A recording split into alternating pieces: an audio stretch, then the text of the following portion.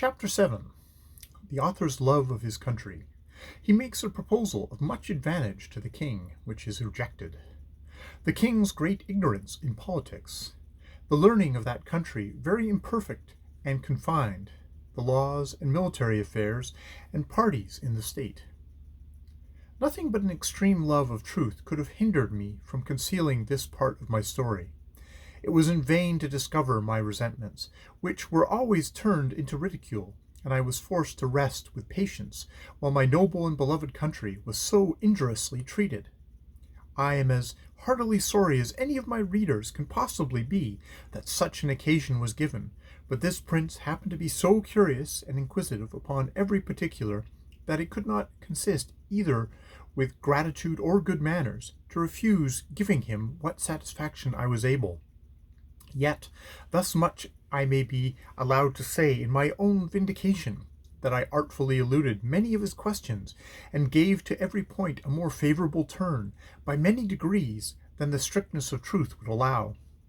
For I have always borne that laudable partiality to my own country, which Dionysius Halicarnassus with so much justice recommends to an historian. I would hide the frailties and deformities of my political mother, and place her virtues and beauties in the most advantageous light. This was my sincere endeavor in those many discourses I had with that monarch, although it unfortunately failed of success.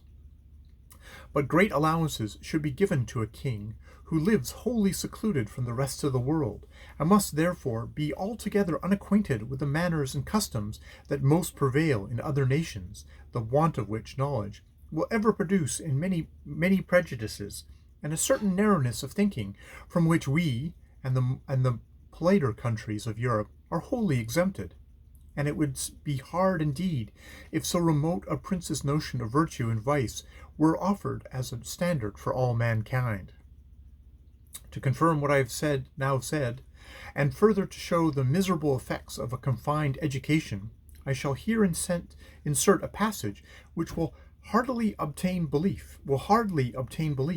in hopes to ingratiate myself further into his Majesty's favour. I told him of an invention discovered between 300 or 400 years ago to make certain powder, into a heap of which the smallest spark of fire falling would kindle the whole in a moment, although it were as big as a mountain, and make it all fly up in the air together, with a noise and agitation greater than thunder.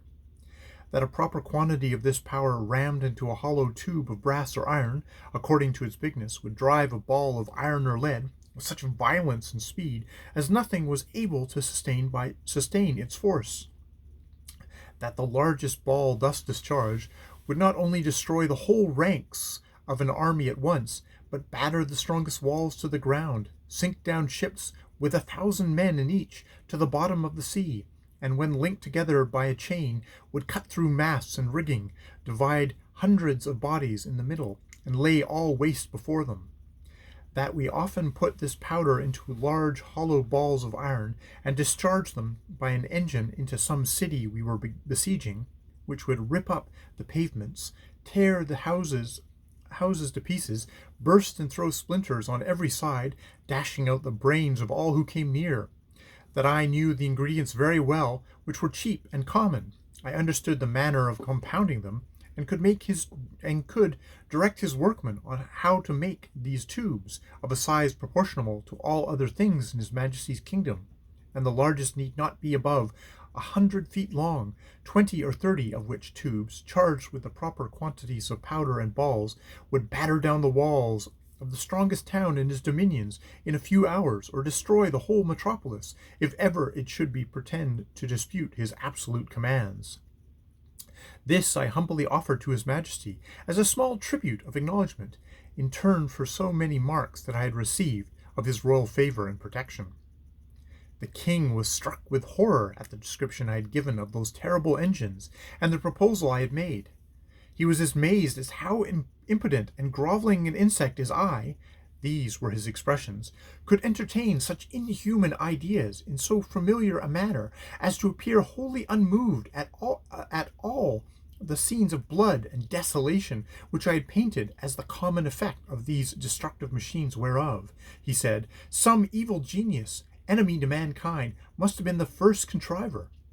As for himself, he protested that although a few things delighted him so much as a new discovery in art or in nature, yet he would rather lose half his kingdom than be privy to such a secret, which he commanded me, as I valued any life, never to mention any more.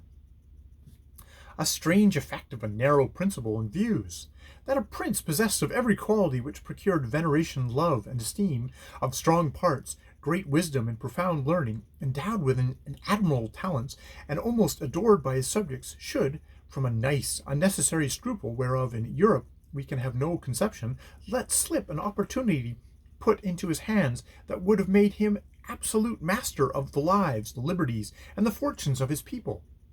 Neither do I say this with the least intention to detract from the many virtues of that excellent king, whose character, I am sensible, will, on this account, be very much lessened in the opinion of an English reader. But I take this defect among them to have risen from their ignorance, by not having hitherto reduced politics into a science, as the more acute wits of Europe have done. For I remember very well, in a discourse one day with the king, when I happened to say that there were several thousand books among us written upon the art of government, it gave him, direct contrary to my intention, a very mean opinion of our understandings. He professed both to abominate and despise all mystery, refinement, and intrigue, either in a prince or a minister. He could not tell what I meant by the secrets of state, where an enemy or some rival nation were not in the case. He confined the knowledge of governing within a very narrow bound, to common sense and reason, to justice and leniency, to the speedy determination of civil and criminal causes, with some other obvious topics which are not worth considering. He gave it for his opinion that whoever could make 2 ears of corn or 2 blades of grass to grow upon a spot of ground where only one grew before, would deserve better of mankind, and would do more essential service to his country than the whole race of politicians put together. The learning of this people is very defective, consisting only in morality, history, poetry, and mathematics, wherein they must be allowed to excel. But the last of these is wholly applied to what may be useful in life, to the improvement of agriculture, and all mechanical arts, so that among us it would be little esteemed. As to ideas, entities, abstractions, and transcendentals, I could never drive the least conception into their heads. No law in that country must exceed in words the number of letters in their alphabet, which consists of only 22. But indeed few of them extend even to that length. They are expressed in the most plain and simple terms, wherein people are not mercurial enough to discover above one interpretation, and to write a comment upon any law is a capital crime. As to the decision of civil causes, or proceedings against criminals, their precedents are so few that they have little reason to boast of any extraordinary skill in either. They have had the art of printing, as well as the Chinese, time out of mind, but their libraries are not very large, for that of the king, which is reckoned the largest, does not amount to above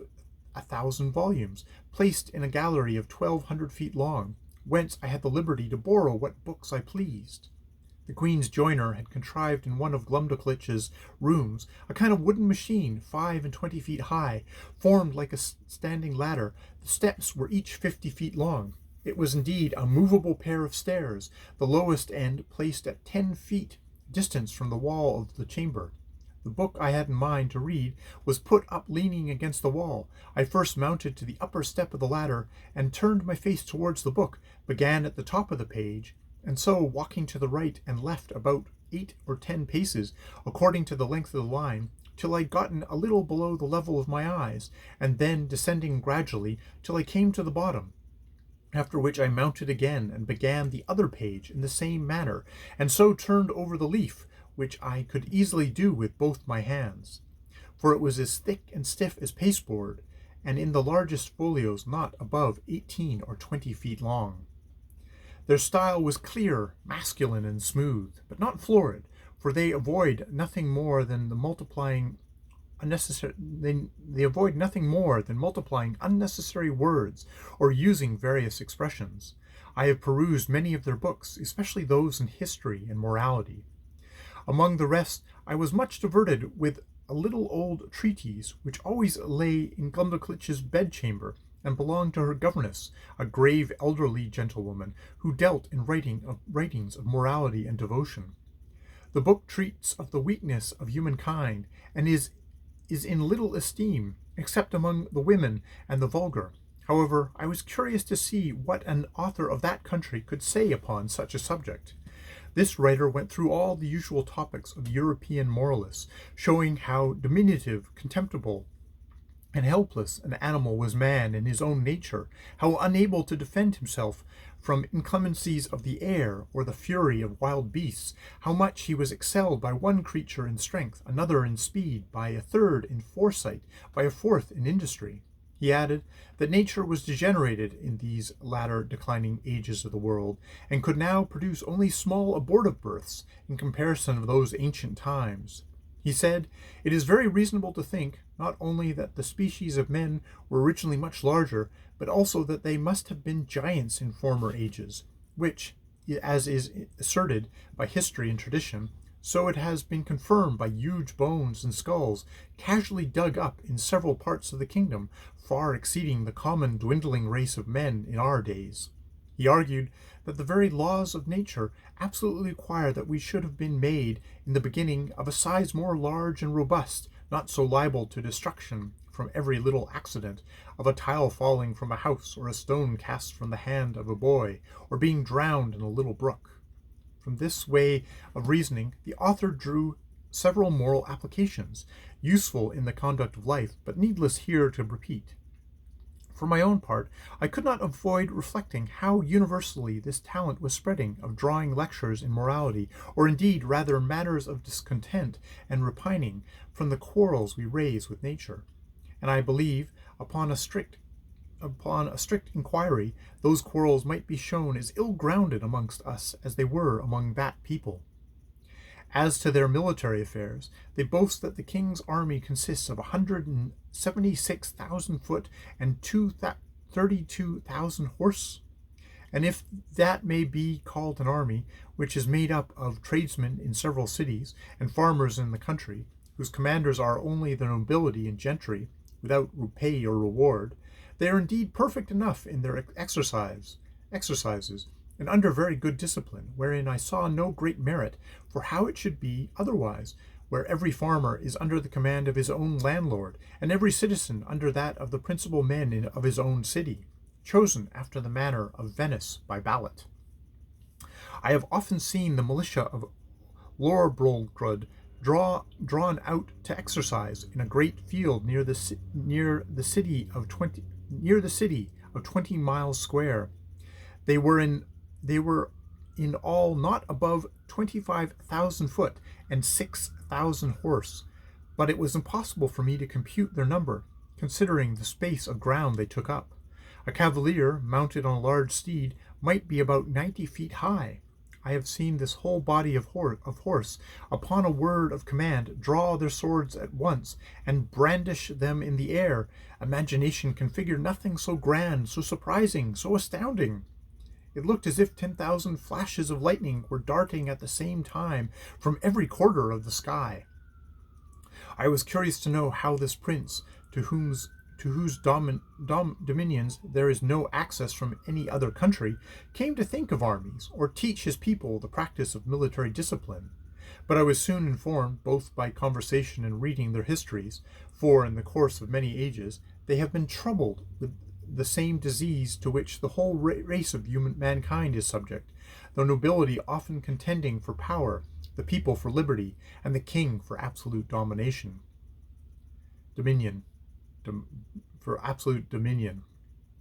All which, however, happily tempered by the laws of that kingdom, have been somewhat violated by each of the three parties, and have more than once occasioned civil wars, the last whereof was happily put an end to by this prince's grandfather, in a general composition, and the militia, then settled with common consent, has been ever since kept in the strictest duty.